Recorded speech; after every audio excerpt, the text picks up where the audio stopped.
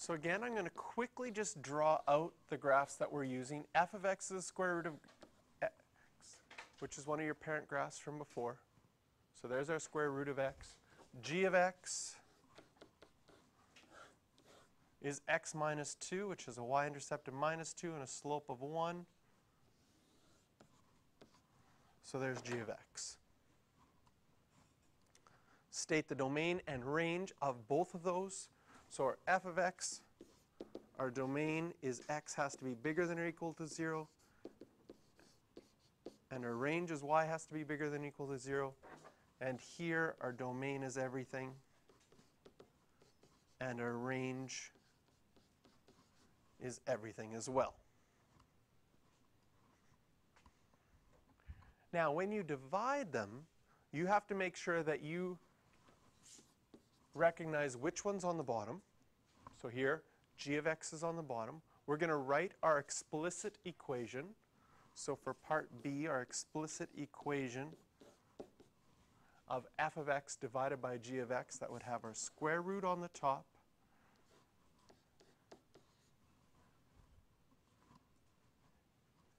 and our line on the bottom. And so when figuring out the domain and range of this one, with our domain, what's not allowed? You can't divide by 0. You can't take the square root of a negative. Right? So when I look at the top says x has to be bigger than or equal to 0. Because anything less than or equal to 0 would mean I take the square root of a negative. When I look at the bottom of the fraction, I also find out that x can't equal 2. Because if x equals 2, then I'd be dividing by 0. So my domain is everything bigger than or equal to 0, except x can't equal 2.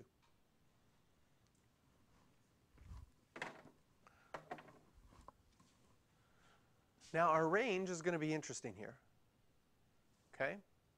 Because if we put these things together, notice we're dividing, and you know a positive number divided by a negative number is going to equal a negative. And a positive number divided by a positive number is going to still stay positive. So as far as just sort of estimating what's going on, can you see that there would be an asymptote here at x equals 2? Because that's not allowed. Now we're taking the blue graph divided by the green graph. So if I take some y values, can you see on this blue graph, at x equals 0, my y value is 0. And on my green graph, at x equals 0, my y value is negative 2. What's 0 divided by negative 2? 0. If we take another point, here we have the point 1, 1. So when x is 1, y is 1. And here we have the point 1, negative 1. What do you get when you do 1 divided by negative 1?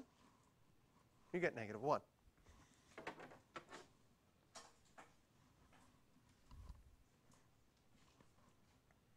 Now what's going to happen as we approach that asymptote? Does the following make sense? Because as we get closer and closer to our asymptote, which if I label it as x equals 2, let's say I take a point right really close to x equals 2. Over here, as I get really close to x equals 2, we have 2 comma the square root of 2 over here, which is like 1.4-ish. As I get really close, I'm going to have 1.4 divided by a very small number that's negative. So I'm just saying what happens as my x values get close to 2, like a point right there. What happens when you divide by something really close to 0, you're going to get something big. Try it on your calculator. 1.4 divided by 0.000000001. It's going to be a huge number. Okay? And the closer you get to that y value being 0, the bigger it's going to get. And since I have a positive number divided by a negative number, I'm going to get negative big. And so it makes sense that it goes down towards my asymptote there. Now when we look on the other side, if I look on the other side of my asymptote right here, can you see that this is going to be the same thing? It's going to be really close to square root of 2, but now you're dividing by a very small positive number. And that's going to be very big, but positive big. So our graph is going to be starting from up here, coming down. If we look at some of our other values that we have, like if I look another point on this graph that I know is 4, 2, what's the y-coordinate when x is 4 over here? It's also 2. So if I divide those, I know that when x is 4,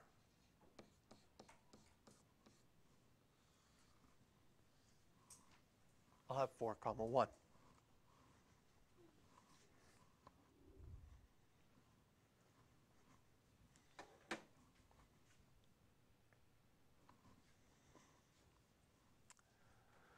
The last thing to look at in this, and this is sort of leading you into next year when you get into calculus, one aspect of calculus is something called limits.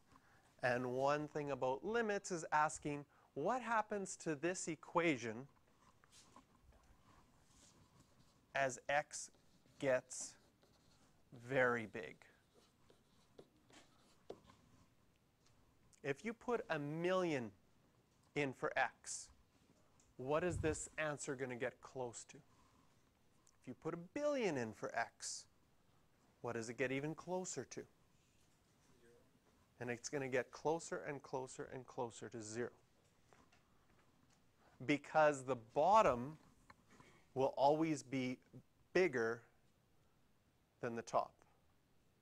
Because a square root makes the number, cuts it down, but the bottom will be bigger. So this graph goes towards 0. There's actually an asymptote at y equals 0. What's the range of our graph going to be then? Everything. Can you see why it's everything? Can you see that 0 was included right here? Even though it's not included over here, but it gets as close to it as possible.